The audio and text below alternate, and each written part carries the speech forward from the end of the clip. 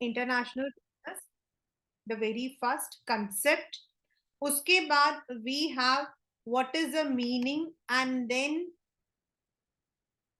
What are its scope, how it is different from the domestic business जो हम domestic business करते हैं, why countries need international business, क्यों हमें internationally जाना पड़ता है, कि what are the ways, and then what are the different ways through which we can, यानी कि scope of international business. तो हम इसको कैसे हम जा सकते हैं. तो देखो बच्चा, अगर हम कहते हैं कि हम गुड्स को एक कंट्री से दूसरी कंट्री में ला रहे हैं या खरीद रहे हैं या बेच रहे हैं, that would come under the export और इंपोर्ट ऑफ गुड्स. देन अगर हमारा सर्विस आता है, यानी कि आपका टूरिज्म, एंटरटेनमेंट, रेस्टोरेंट, ट्रांसपोर्टेशन, ये सब आपके आ जाते हैं इनविजिबल ट्रेड. ये लास्ट क्लास में I had told you. Then आपका आता है लाइसेंसिंग एंड फ्रेंचाइजिंग. लाइसेंसिंग आपका होता है जब आप किसी भी टैंजिबल जो चीज होती है, यानी कि इफ जो कोको कोला है, if you have seen across the globe you will get Coca Cola across the globe.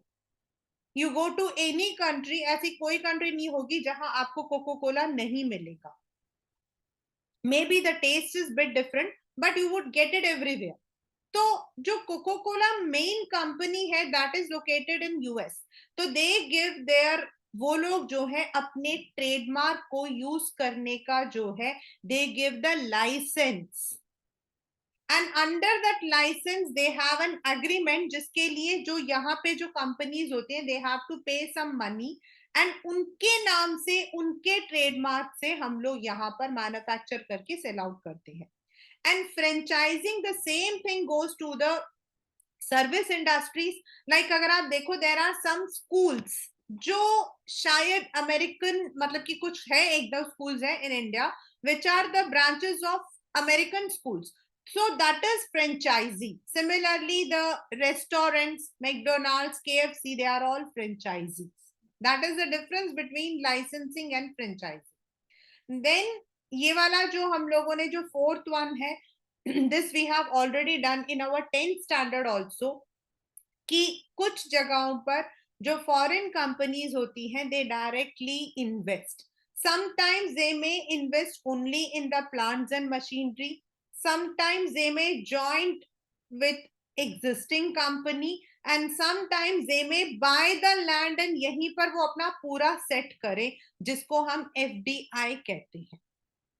Now this box, tourism, transportation and business services dominate international trade in services. मतलब ये जो तीन आपके domains हैं, tourism, transportation and आपका जो business services है, international trade में ये ज्यादा जो है दे आर कॉन्ट्रीब्यूटिंग. एंड आपको कई बार मैं बता चुकी हूं कि जो टूरिज्म है, इनफैक्ट अगर आप देखोगे कंट्रीज लाइक वियतनाम और थाईलैंड, आप अगर वहां जाओगे ना, if you have gone, I don't know, but अगर आप वहां जाते हो, as such you will not find anything which is, you know, wow, ऐसा कुछ नहीं है. there is nothing is there. They have developed, definitely every country has its scenic beauty.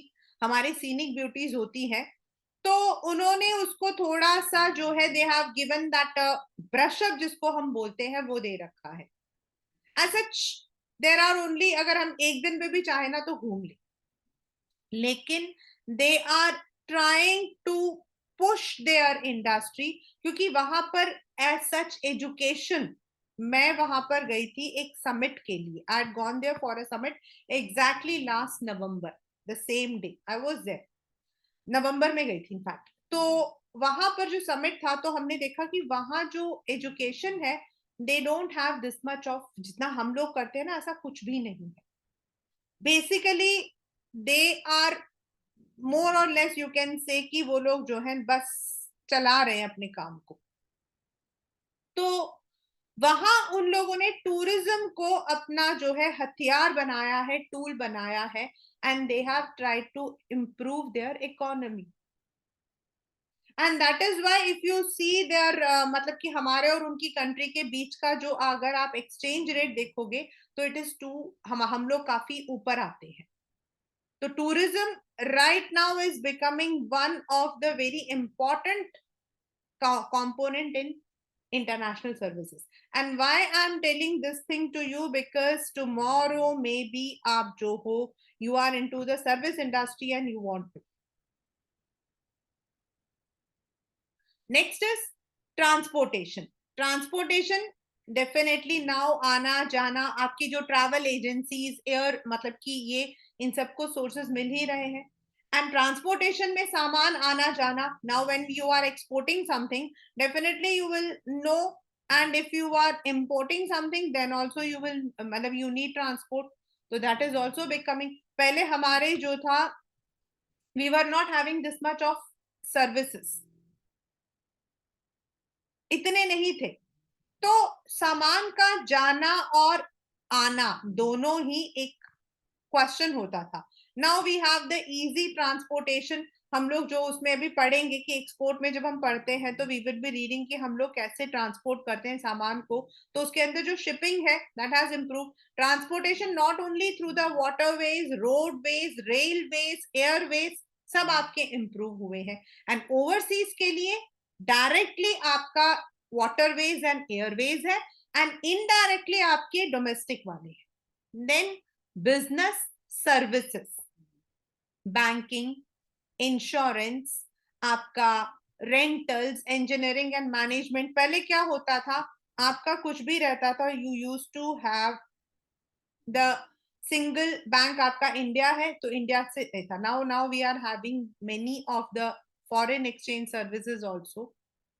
We are now dealing in many other services जो bank या insurance लेती है. And this has help the companies जो इससे deal कर रही है उनके लिए काफी फायदा हुआ है.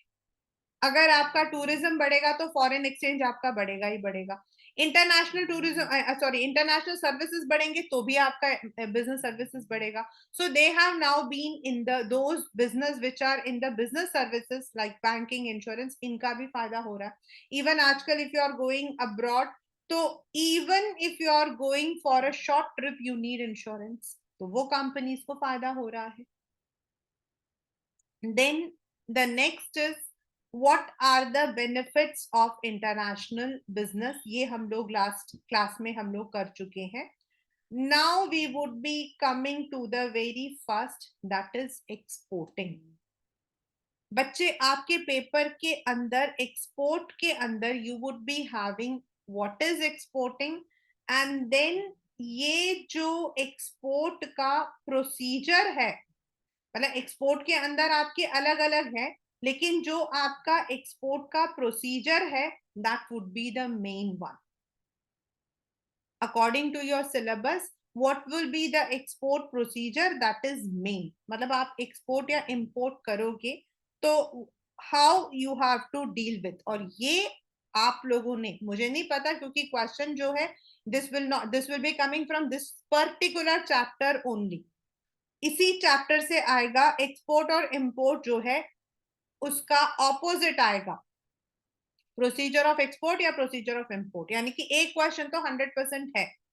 तो you have to learn the मतलब की प्रोसीजर सीक्वेंस, इन सीक्वेंस.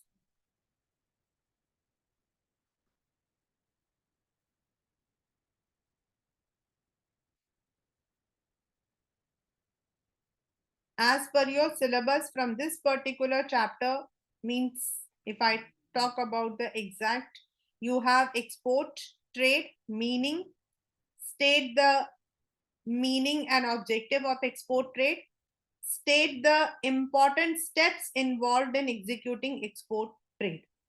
तो ये आपका मेन है.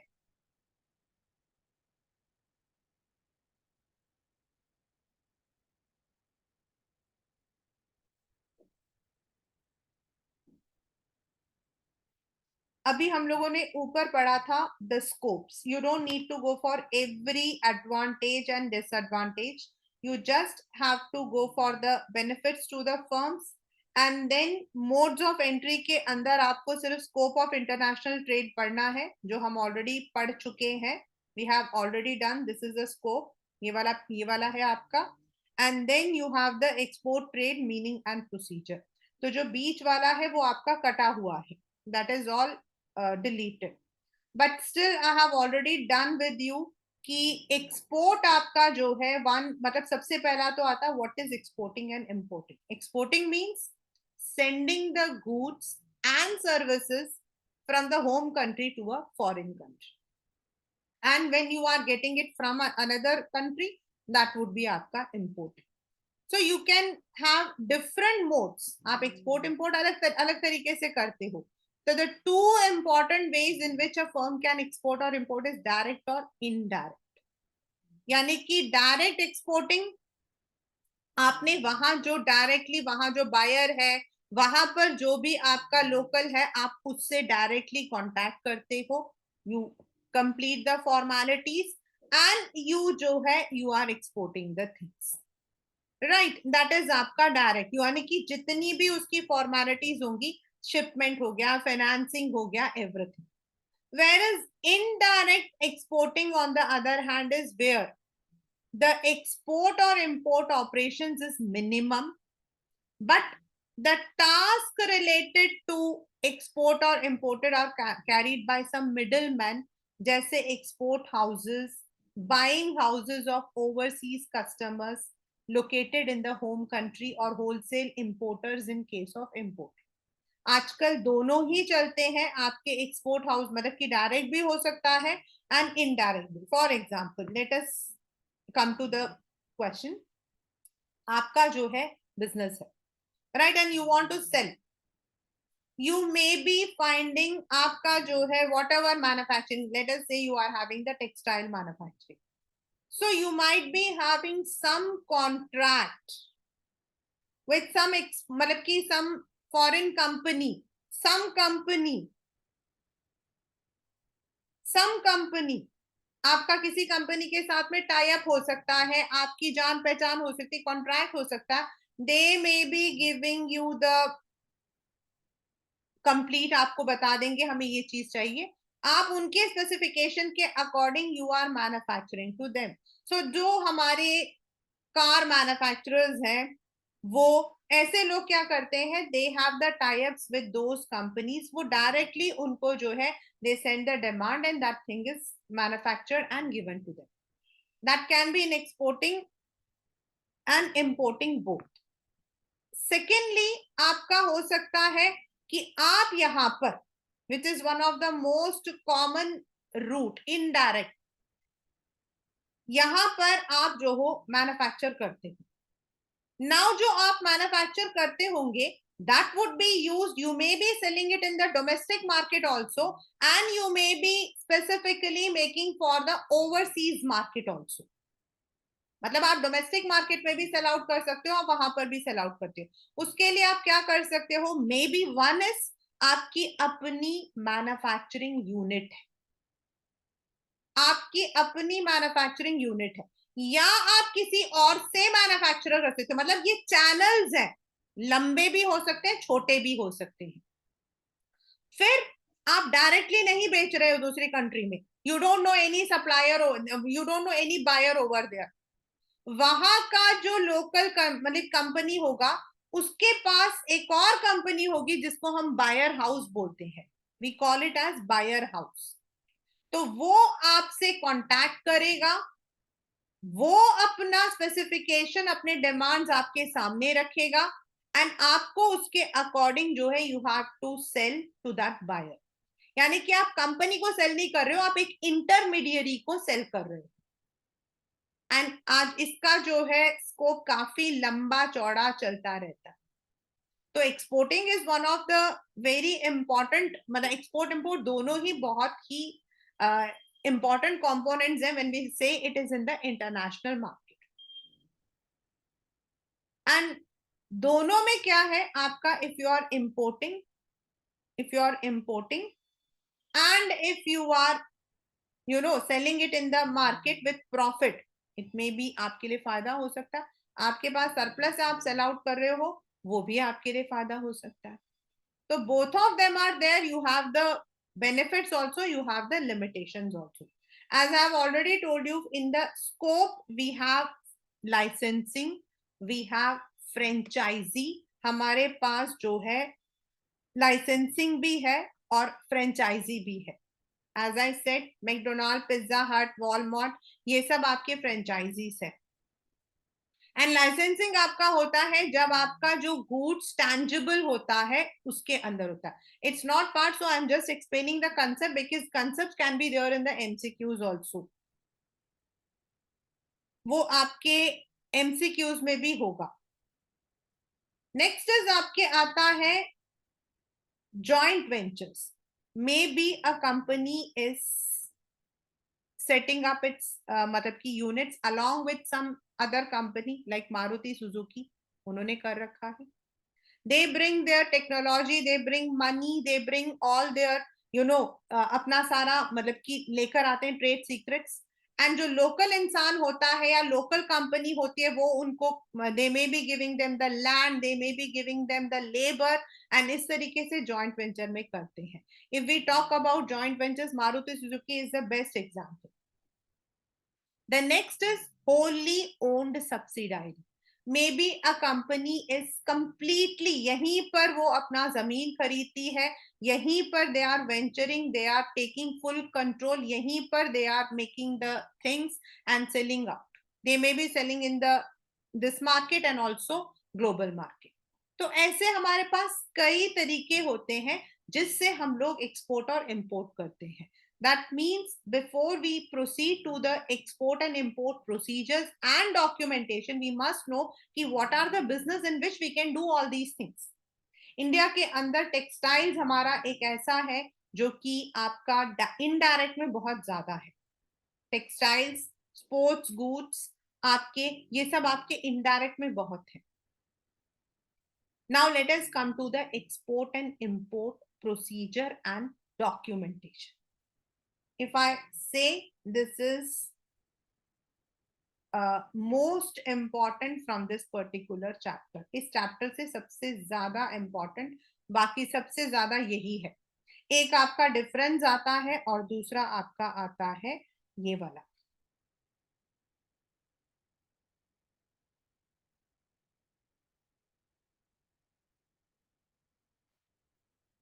First, I have already done this in the summary vana. First is the number of steps and sequence in which these are taken vary from one export transaction to another. Right? मतलब सब में ये चीजें नहीं होंगी. हमने अभी ऊपर पढ़ा, दो है हमारे पास, दो है, एक है डायरेक्ट और एक इनडायरेक्ट. नाउ लेट अस से कि आपका डायरेक्ट है. तो in the direct, first of all you receive the inquiry and you send the quotation. The prospective offer, the prospective buyer,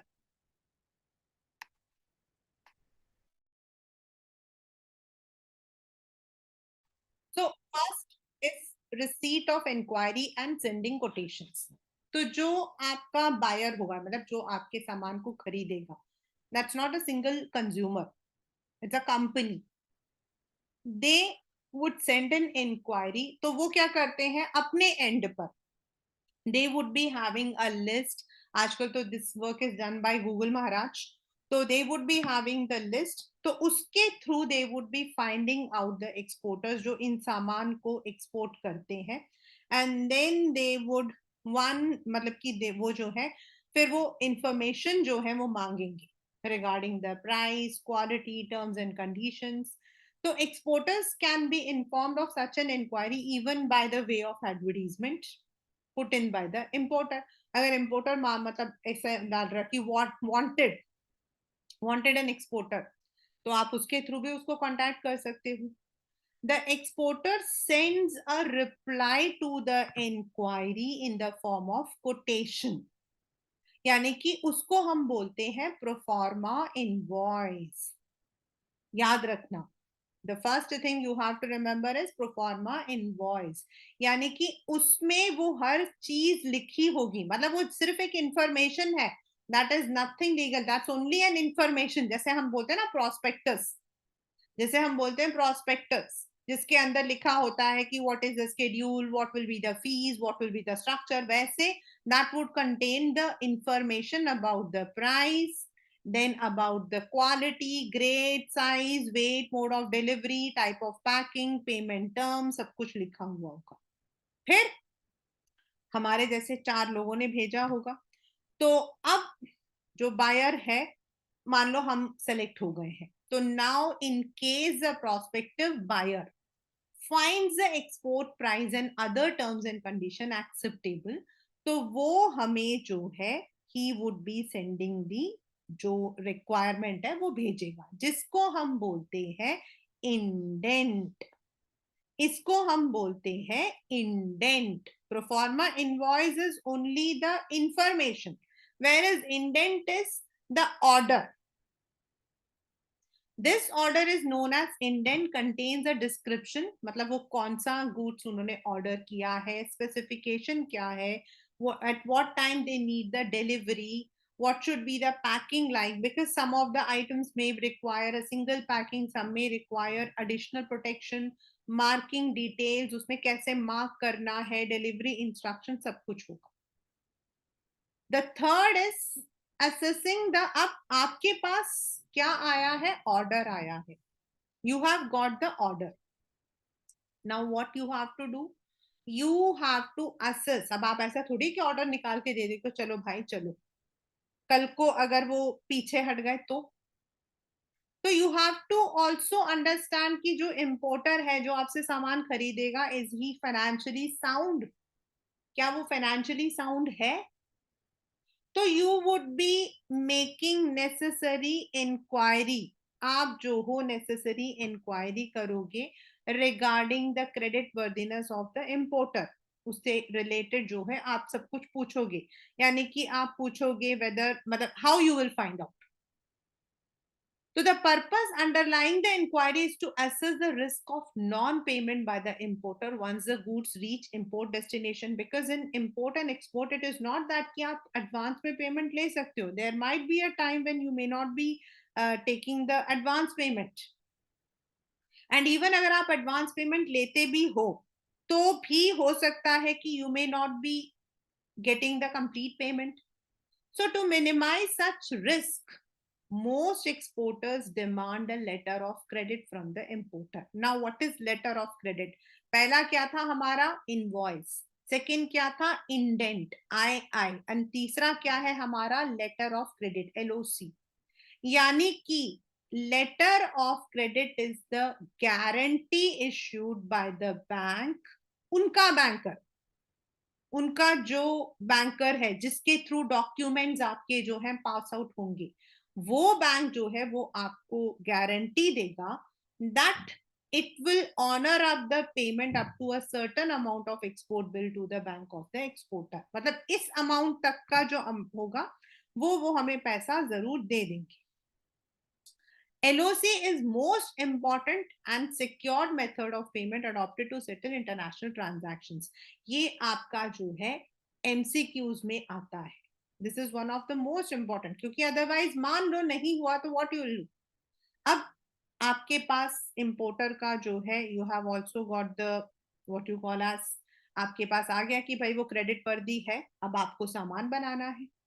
तो अब आपको क्या करोगे, if you are a new concern, first of all you would be, हम लोग जो है यहाँ पर in 11th standard we are learning when we are a new entrepreneur.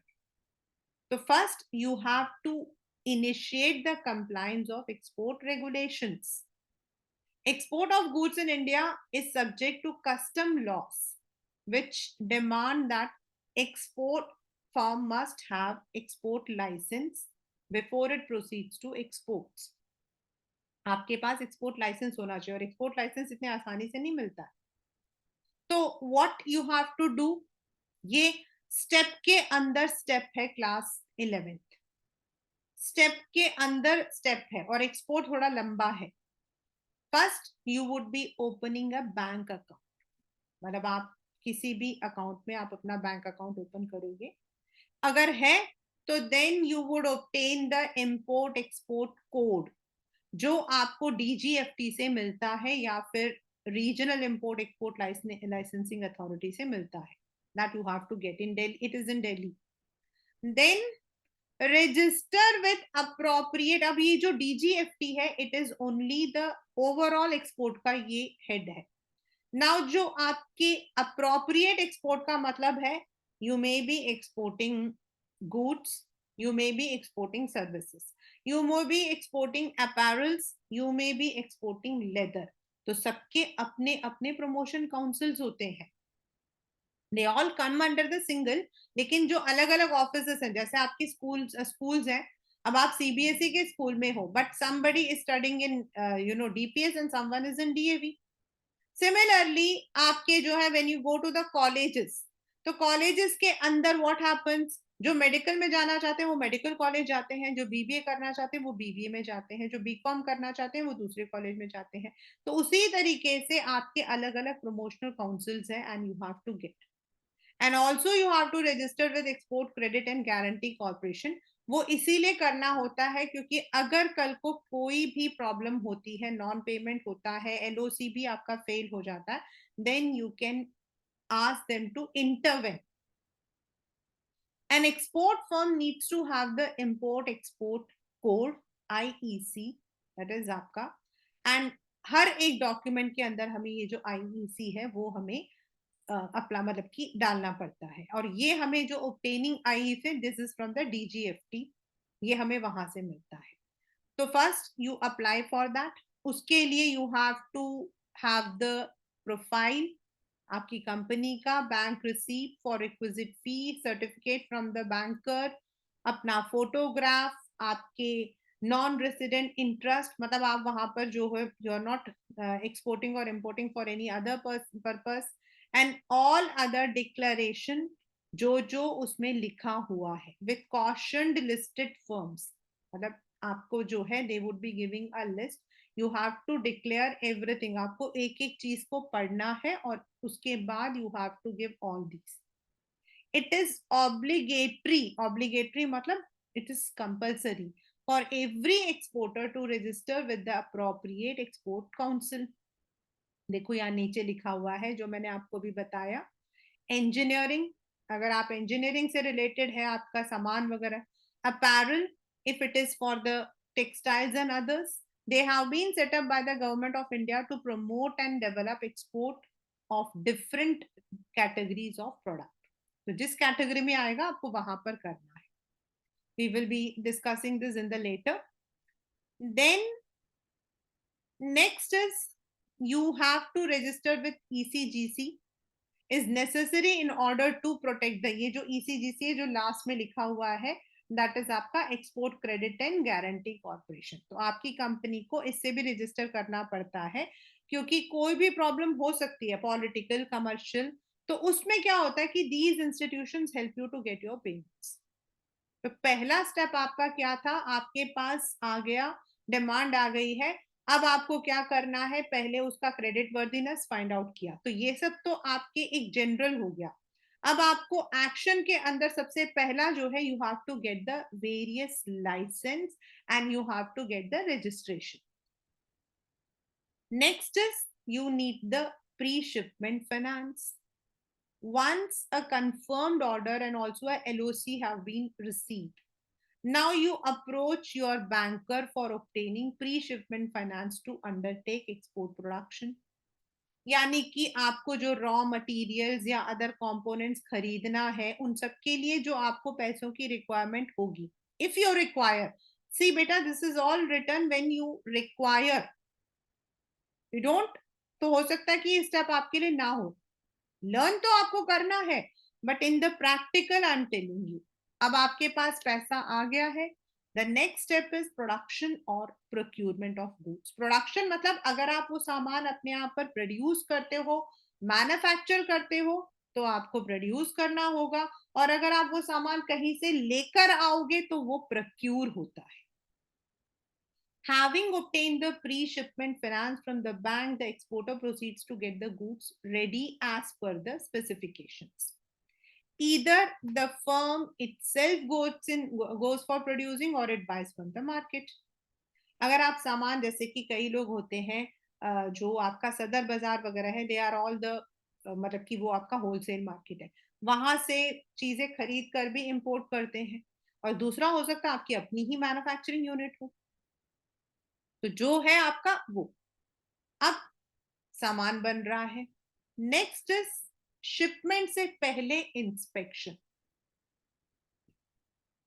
The government of India has initiated many steps to ensure that only goods, quality products are exported from company for the country, and for that a competent agency as designated by government जो है वो आपका देखता है।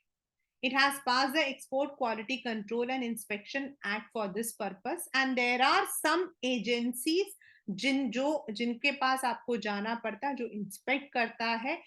If the product to be exported comes under such a category, the exporter needs to contact the EIA or any designated agency for obtaining inspection certificate. मतलब ये तब होता है अगर आपका जो सामान है वो उस एक्ट के अंडर है जिसमें आपको इंस्पेक्शन देना जरूरी है। वो इसीलिए कि गवर्नमेंट नहीं चाहते कि हमारे यहाँ से कोई भी लो क्वालिटी या फिर कोई गलत सामान दूसरी जगह जाए। The pre-shipment inspection report is required to be submitted with all the documents. Such an export is not compulsory in case the goods are being transported by star trading houses,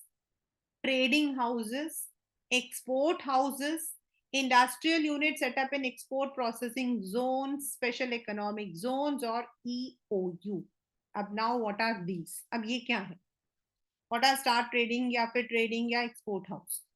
ऊपर हमने पढ़ा था we have two kinds of exports. One is the direct and indirect. Right?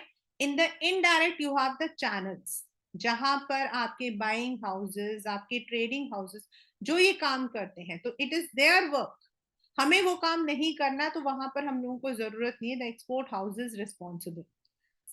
In the same manner there are some special economic zones, EPZ, जो specifically export को promote करने के लिए government ने कुछ एरियाज डेवलप किए हैं। There are special economic zones in Noida, then there are many export zones in आपके SEZs in this Gujarat, in every state they have। अगर आपका जो कंसर्न है उस एरिया के अंडर आता है, क्योंकि you are being given the special, मतलब कि आपको मिला है, तो you will be exempted from this step. और कंप्लीटली आपका जो यूनिट है, वो जो सामान बनाता है, वो सिर्फ एक्सपोर्ट के लिए ही बनाता है, not for the home market. इस तरीके के जो अगर आपके एक्सपोर्ट फर्म्स है, then they are exempted from that inspection. Next is excise clearance. As per the Central Excise Tariff Act, excise duty is payable on the materials used in manufacturing goods.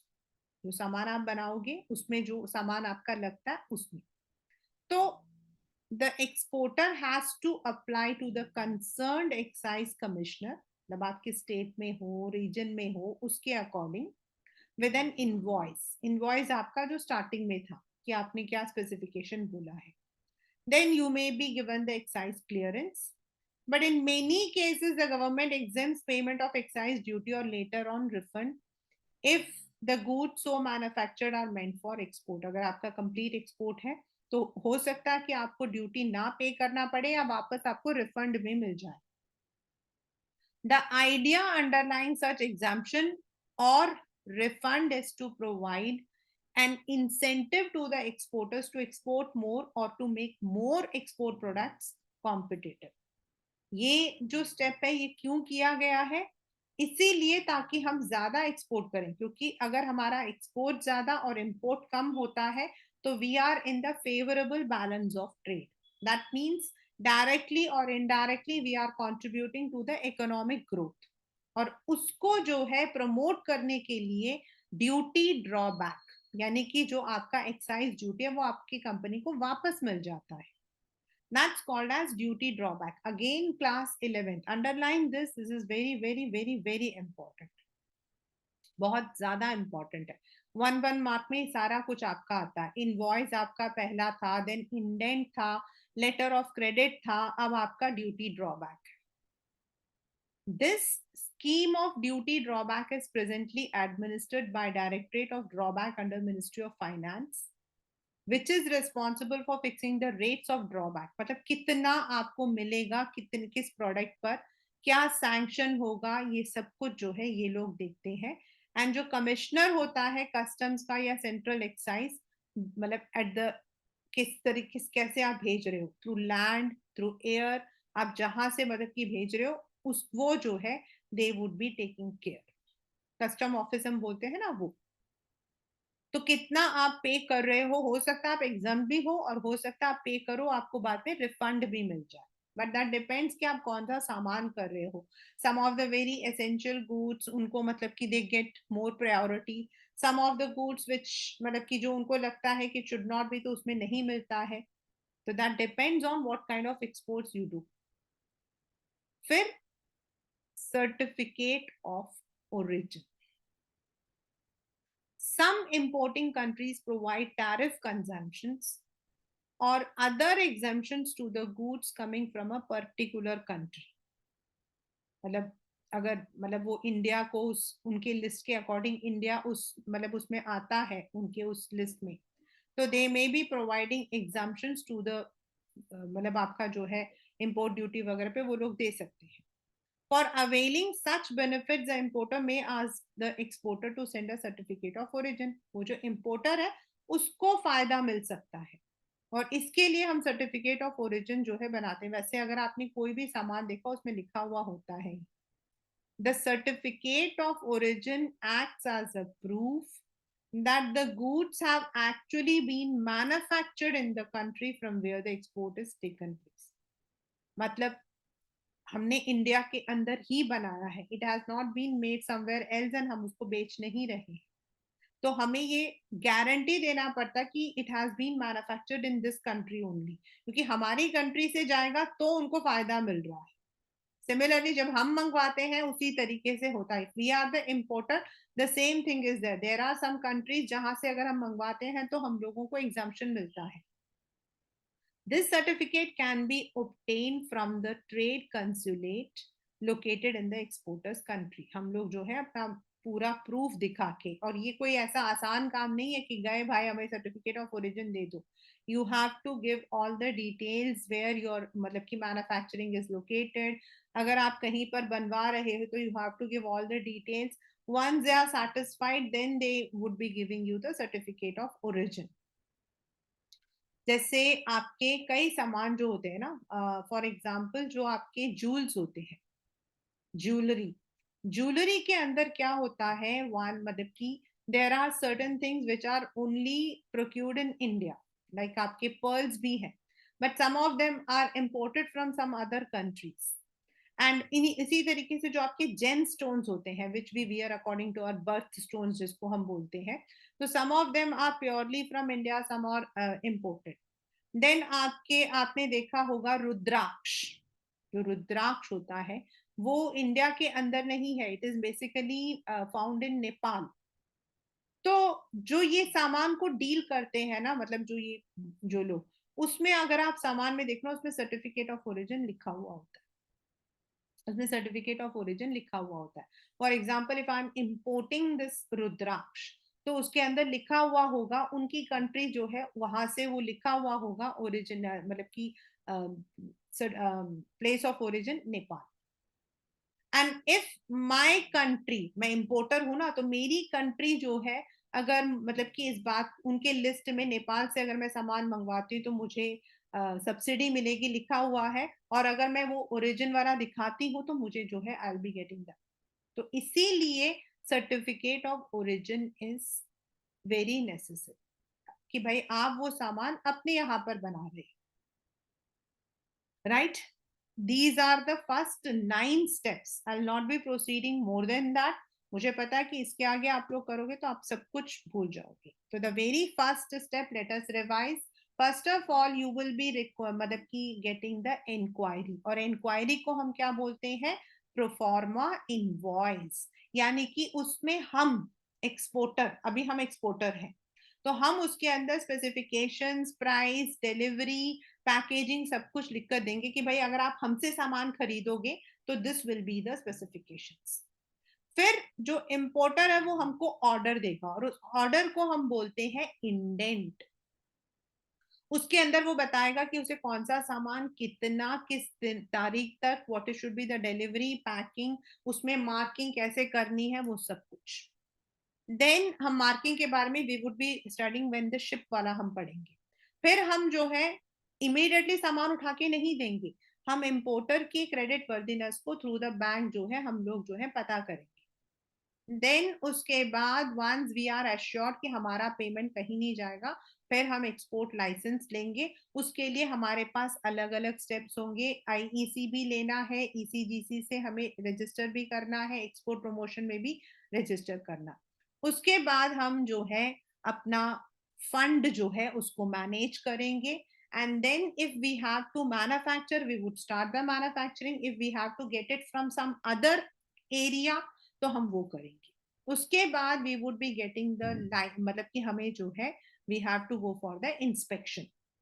अगर हमारा उस category में है कि हमारा जो export house है वो कंप्लीट एक्सपोर्ट हाउस है, या इट इज हम लोग through the trade houses, star trade houses के थ्रू हम कर रहे हैं, then we may not be requiring this, और एल्स हमारा इंस्पेक्शन होगा। And once it is done then we would apply for the excise clearance. Excise clearance में अगर हमारे गुड्स एसेंशियल के अंदर आते हैं then we may be getting the duty drawback, यानी कि हमें रिफंड मिल जाता है उस एक्साइज का, या फिर एग्जाम्पशन होगा या फिर हमें रिफंड मिल जाएगा। And last but not the least which we have learn today is obtaining the certificate of origin, यानी कि वो सामान कहाँ से मतलब कि ओरिजिनेट हुआ है। If it has been manufactured और प्रोक्यूर्ड हियर, हमें वो सर्टिफिकेट देने से इंपोर्टर को फायदा मिलता है। For certain countries their country give them some exemptions or maybe some subsidy. So these are the first 9 steps. I repeat, these are the first 9 steps in export procedure. Then we have the 10, 11, 12, 13, 14, 15, 16, 17 आपके इतने सारे procedure हैं which we would be doing in the next class.